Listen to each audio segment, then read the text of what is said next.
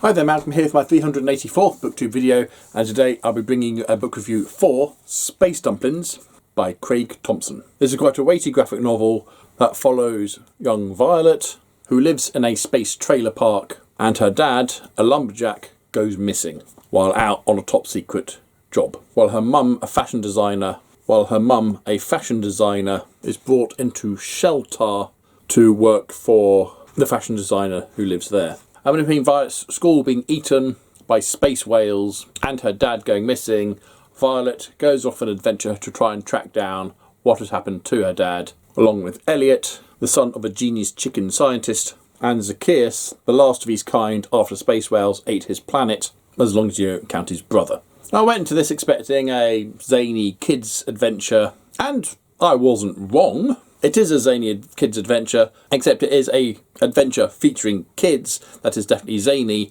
but not necessarily exclusively aimed at younger people to read. And this deals with a lot. It looks at belonging in various aspects. Well, the first one really being class.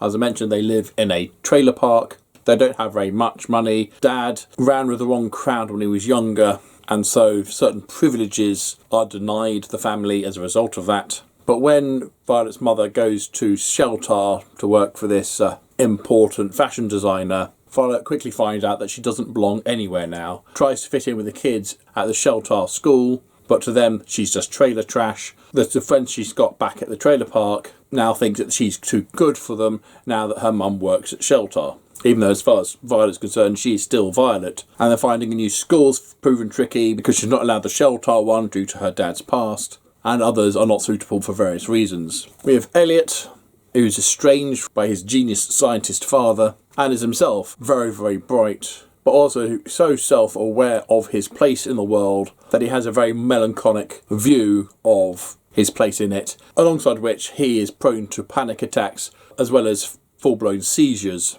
And then Zacchaeus, being the last of his kind, is dealing with the trauma of lost his entire world, his entire people. And yes, he does still technically have a big brother, but there's neither an ally nor a friend there. And Violet goes from trying to just fit in somewhere to then, when her father goes missing, that's all she's interested in doing. Tracing down the father, what was he involved with, where did he go missing, why did he go missing, and is there any way to bring him back? And I'm sorry, I wasn't prepared for the emotional weight that page 178 had. It's about halfway through the book, and that almost floored me. Wow. And the artwork is amazing. Each panel is, for the most part, highly detailed. There is so much going on each page. Now, walking around Sheltar the first time, there is just so much to look at, so many things going on there. You know, even just wandering down a corridor, there's just so much detail in each image. And occasionally we do get a blank background, but they're very few and far between. Yeah, I absolutely love this. It was one compelling story throughout. Yes, it's broken down into chapters, but they were continuous. It didn't feel formulaic in any way. Some great visual gags. There's some great one-liners lifted straight from films and TV. One of my friends at one point yells out, "Game over, man, game over," quoting Hudson from Aliens. This is supposed to be a children's book, and yet it's quoting Aliens. Tells you that this is for everybody, not just for kids. It was a rich, vibrant world full of interesting characters, creatures, places, things, with a lot more heart than I was expecting it to have. Booktastic. Highly recommend this. I'm surprised this isn't a series. It just feels like there's so much more in this world that could be utilised, explored. You know, just over 310 pages long. There's an awful lot of work that's gone into this. This was published 11 years ago now. Surely it's time for a sequel. Anyway, have you read Space Dumplings? What did you think about it? Or what's your favourite lost and found family adventure?